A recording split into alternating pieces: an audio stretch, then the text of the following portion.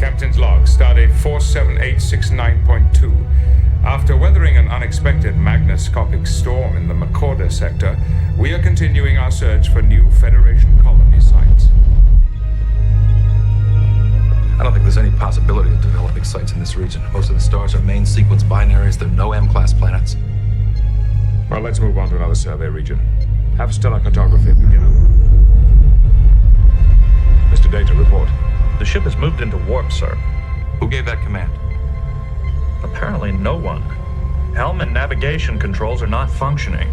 Our speed is now warp 7.3 and holding. Picard to engineering. Mr. Forge, what's going on? We've lost primary helm control on the bridge. I don't understand it. The impulse system suddenly cut out and the warp drive just kicked in. Jordy, can you take the engines offline? I'm working on it. Mr. Data, what's our heading? Bearing 187 Mark IV, sir. I am unable to determine our destination. However, we are moving away from the Macorda sector. Captain, the computer's locked out all the propulsion controls. I can't access any of the overrides. If you want us to stop, I'll have to do an emergency core shutdown. That would leave us without warp power for more than a week. Begin the procedure, Mr. LaForge. We are no longer at warp, sir. Impulse power has resumed. All systems show normal. Where are we? We are approximately 30 billion kilometers from our original position. Well done, Mr. LaForge. It wasn't me.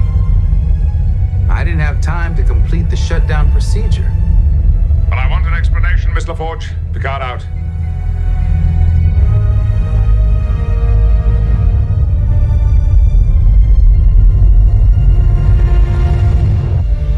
Have you found anything yet?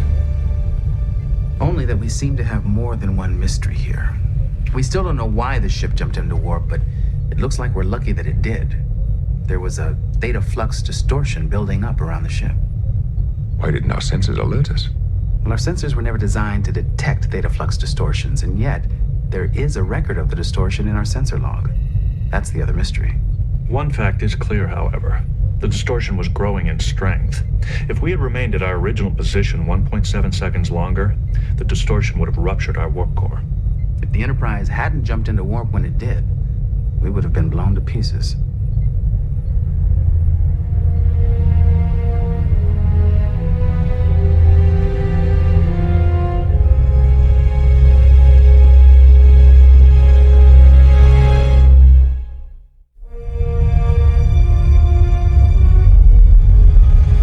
This is a synaptic map of the human neocortex.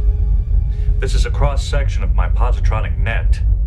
And this is a schematic of the connection nodes linking the ship's systems. I believe some sort of neural matrix is forming on the ship. It is still relatively primitive, but it is an intelligence nonetheless. How could that happen? I believe it is an emergent property. Explain. Complex systems can sometimes behave in ways that are entirely unpredictable.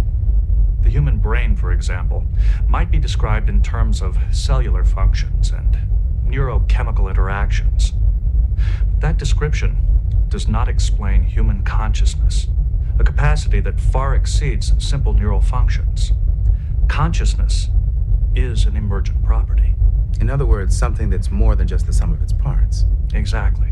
How does that explain what's happening to the Enterprise? The Enterprise contains a vast database of information which is managed by a sophisticated computer. This complex system gives the ship many of the characteristics of a biological organism. It's true.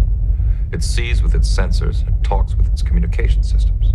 In a sense, it almost reproduces with the replicators.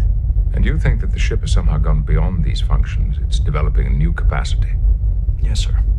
I believe a self-determining intelligence is emerging. If that is so, what does the ship want? Where is it taking us?